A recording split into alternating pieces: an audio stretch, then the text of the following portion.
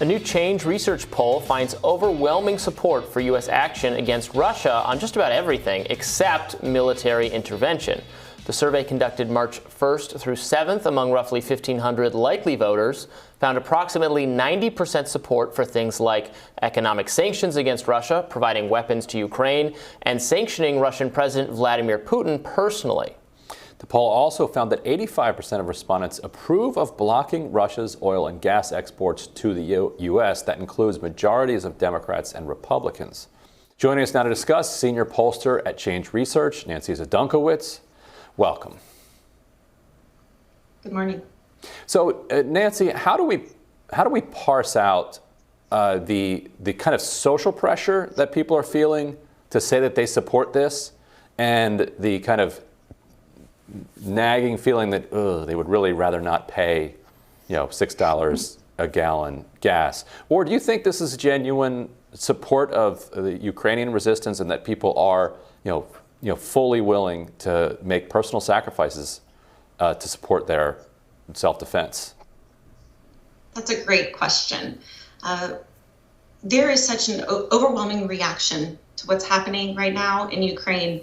And so when we ask in surveys, what can we do in response as Americans, as you just showed, there is overwhelming support for all of these actions. People are just eager to do something or to support something in a case where there's maybe not much that at the end of the day we're going to be able to do.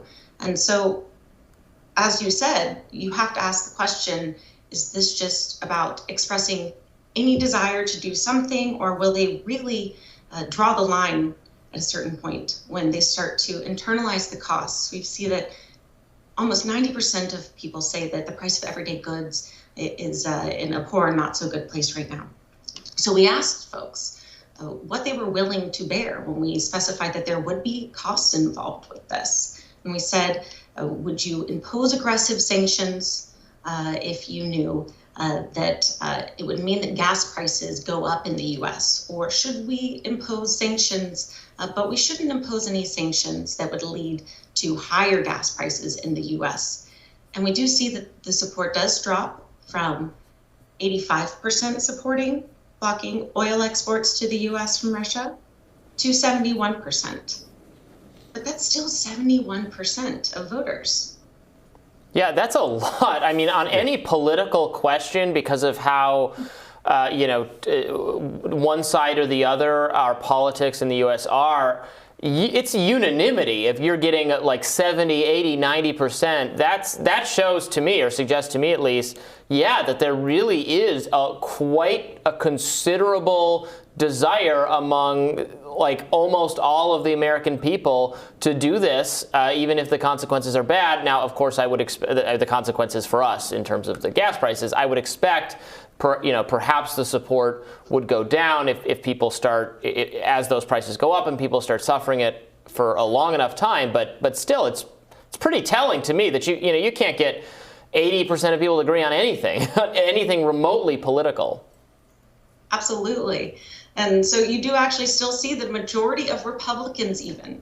These are the same Republicans who are in our surveys saying that they're the most angry about the price of gas, the ones that are the most inclined to want to hold the administration's feet to the fire and make them politically responsible for the price of gas. That not only were they in theory supportive of this, that 84% of them in theory said that this was a good idea, but still a 53% majority would support this, even when we say that it will lead to higher gas prices in the U.S. Mm-hmm. And a new News Nation poll found that while 83% had unfavorable views of Putin, when asked who is a stronger leader, Putin or President Biden, only 31% said Biden and 29% said Putin. Another 31% said neither was a stronger leader, and 10% were not sure. So 52% of voters said they did not trust Biden much or at all to achieve a peaceful resolution in Ukraine. And so, what did you take away from these numbers, and what do you think people mean by strength? That's my question. Is that a value judgment-free description? I suppose you could say it's strength in a very narrow sense to be able to kind of unilaterally take your country into a Like reckless a medieval invasion. sense. Right, strengthen a medieval. Right. So is some of that what's going on, or what was the partisan breakdown there? Well, it was really interesting to see that, because on the one hand, you have this idea of might is right, and Putin is a great example of that, but that style of leadership is clearly not being rated by Americans as strength. Voters obviously do not have a favorable opinion of Vladimir Putin, especially not right now. And so you're not going to see a lot of folks even probably signing on to say that he is a tough leader. Same with Joe Biden. That has never been one of his strong attributes. I went back and looked at a survey that we did during one of the debates.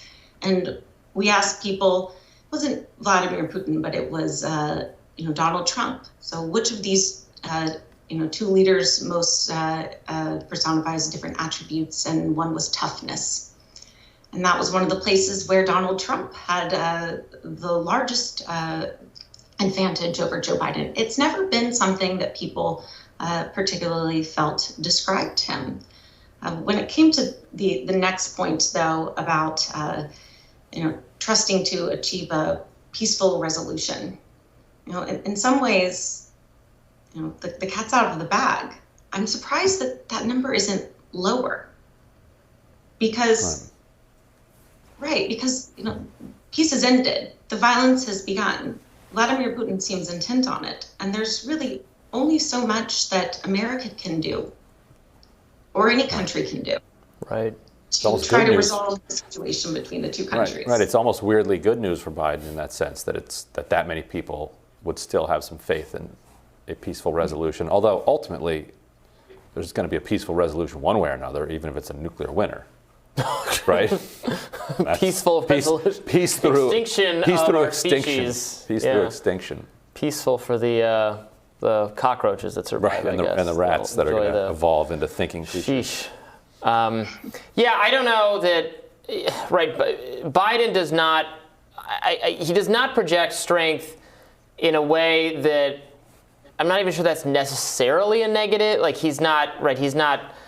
Myopically tough sound, or he doesn't persuasively intimidate, I guess, in a way, if that's what is meant by strength and toughness. I don't know how much of an attribute that really is, but how much are these poll questions like this and others? They are to some degree, value. I mean, we pick them apart sometimes when we do these polls. We go, well, what do they actually mean by that? Some of these polls have objective answers, and it doesn't, like, your opinion doesn't matter. Right. And it's, how much do you find, how easy is it to manipulate these responses based on the exact wording of questions like these? Oh, I think it's very easy, and that's why you have to be really careful about the way that you word your questions. Talking about a peaceful resolution or pitting Putin against Biden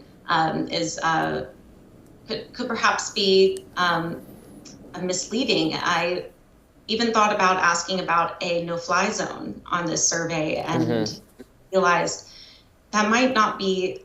It would require a little bit more effort, and it might be misleading whatever the responses are, because, as you mentioned before, there's such a desire to say yes to anything that we can do, and that it probably requires a little bit more education in your survey to fully lay out. Right. Well, on that question, you're right. You have to explain to people that a no-fly zone is not a magic protective bubble that appears around the country, but is actually us shooting at Russian planes. Right. So, right. It's a... Right. Would you like Russia to stop flying over Ukraine and bombing? Yeah, I would like that. Yes, I vote yes. Yeah. Would you like to shoot down Russian planes and perhaps trigger World War III? Should Vladimir Putin no longer be the leader of Russia, and instead it's a prosperous liberal democracy that trades, its gas with us and doesn't do any domestic civil liberties suppression? Yes, I vote for that. All right. Problem solved. Well, you can find more about the News Nation survey and more at On Balance with Leland Vitter, weekdays at 8 p.m., 7 Central. And next, we'll take a detailed look into Ukraine's offer to Russian soldiers who desert their post with economic professor Brian Kaplan. But we want to thank Nancy Zdunkewicz for being with us, so thank you so much. Good to be with you. We'll have more Rising right after this.